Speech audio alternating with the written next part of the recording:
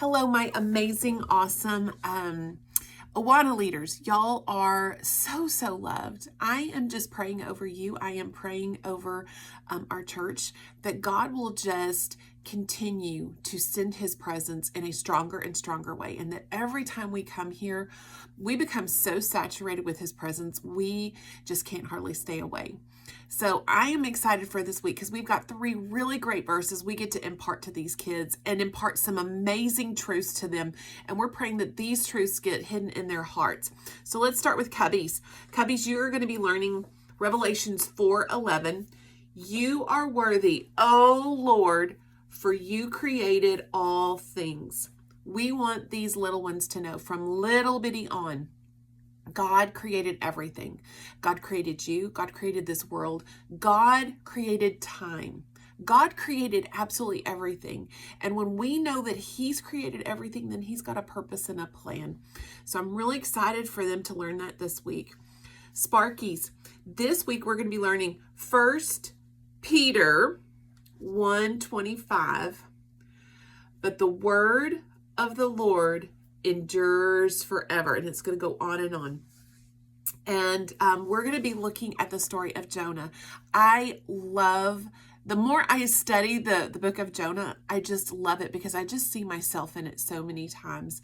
And the word of the Lord came to Jonah and said, hey, I need you to go do this thing. And he's like, negative, not going to do it. And so God saved him through a whale, and the word of the Lord came again to him. And I love that we're learning the story of Jonah with this verse because that word is going to endure forever. Even today, thousands of years later, we are able to study the life of Jonah. I just love that.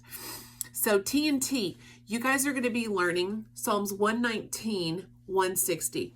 The entirety of your word is truth, and every one of your righteous judgments endures forever. Again, that's Psalms 119, 160.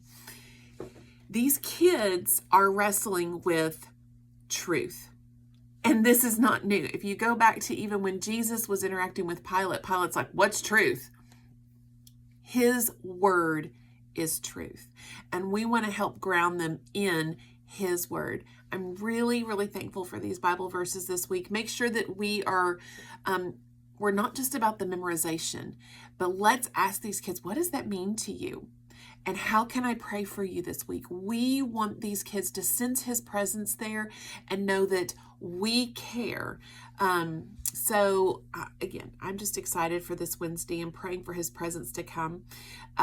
Games this week, we're going to be doing charades and backwards charades. So charades is kind of easy. That's where one person gets up and they're doing something and they have to guess what they are. But backwards charades is where the whole group does something and that one person has to guess what they're doing. So that's a couple fun games that they're going to be doing.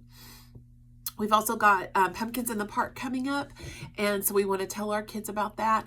The day after, so Pumpkins in the Park is Saturday the 26th. The day after is called the Great Pumpkin Drop. So the whole point behind Pumpkins in the Park is to get people to come back Sunday morning. So we want to encourage them, hey, once you've invited your friends to Pumpkins in the Park, tell them to come Sunday morning as well.